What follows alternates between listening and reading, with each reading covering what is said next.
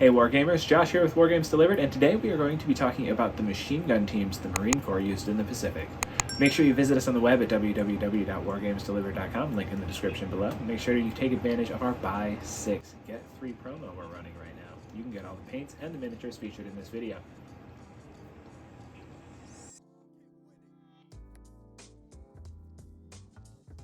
Starting with some miniatures that have been primed with Army Painter Matte Black and base coated in Army Green, we're going to go ahead and move over to our flesh tones using Barbarian Flesh and Tanned Flesh. We're going to start with Tanned Flesh as the base tone and use Barbarian Flesh for all of the highlights to brighten up that skin tone.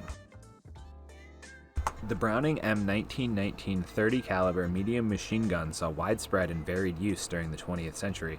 Being put to use in a plethora of platforms and positions, it saw use as light infantry support, mounted on aircraft, coaxially mounted, hard mounted on anti-infantry bunkers, and mounted on anti-aircraft platforms.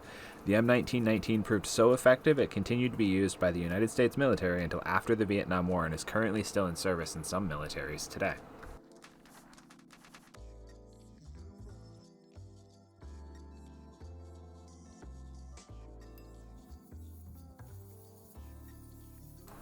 Make sure you check out that description below so you can get a link to all of our socials and get entered in to win that giveaway.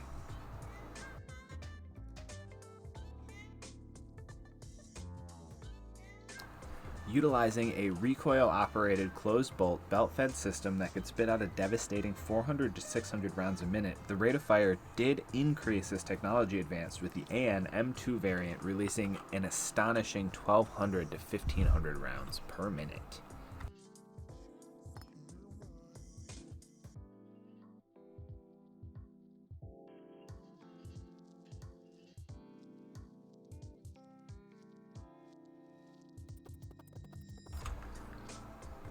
We're going to move over to leather brown for all of the boots and the strap across the front portion of the helmet, although I will be painting that later. You won't see me paint it right now.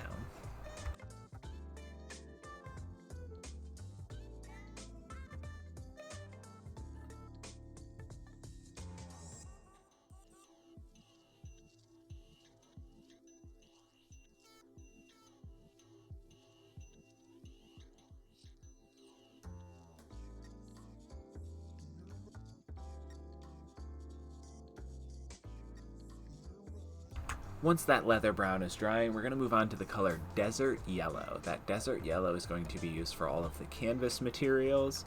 That's going to be the straps around the ankles, the webbing on the belt, most of the attachments attached to that belt, and the bedroll tucked inside of the backpack. Originally chambered in a 30-06 ball cartridge and later the M2 ball cartridge, the original feeding mechanism was made of a cloth belt that was eventually swapped out for the disintegrating metal M1 link belt we recognize today.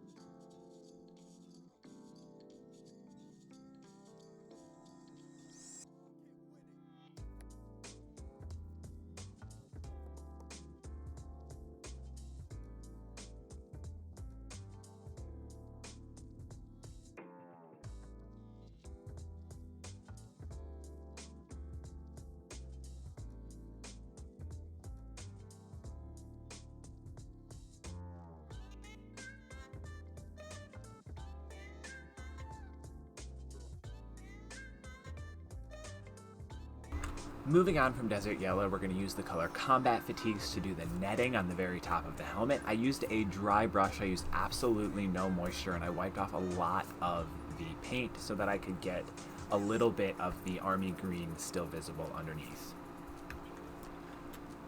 While that's drying, we're going to move on to painting the stock of the rifle Oak Brown and then using gunmetal to fill in the metal bits, as well as do scratching across the tripod in his hands.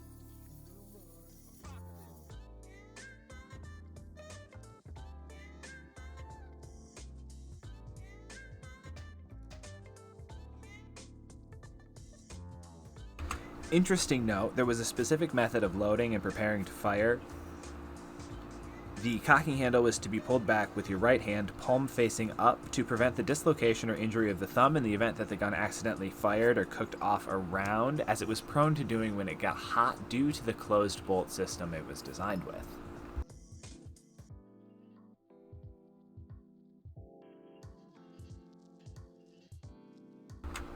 We're going to start off this base with a layer of texture paste.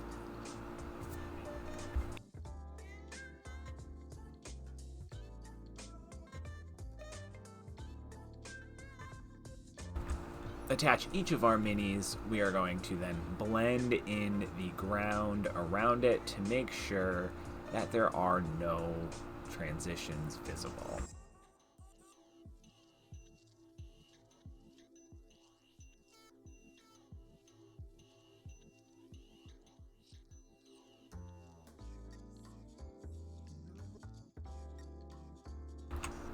Once we're happy with the placement, we're going to go through and start adding the details. We're going to go in and throw some rocks of varying types and colors to make it feel a little bit more alive. We're going to put those rocks underneath the grass to make it look like the grass is growing over the top of them and they have been there for a long time.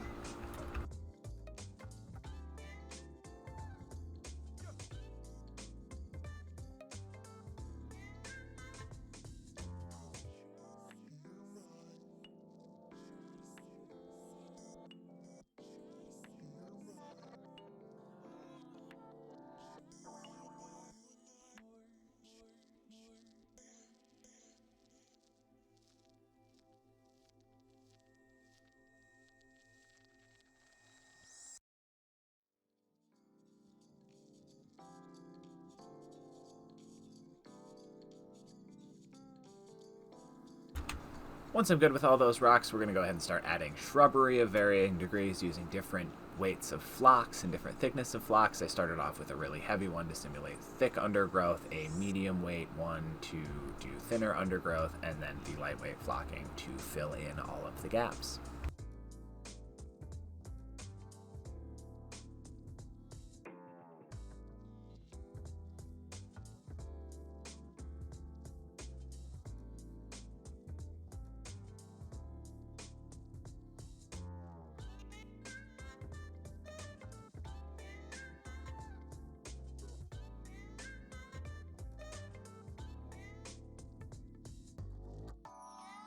Thank you so much for watching this video. If you liked it, make sure you hit that like button and subscribe, as it really helps us out. And while you're down there, make sure you check that description for the link to all of our socials and the link to make sure you're entered into the giveaway.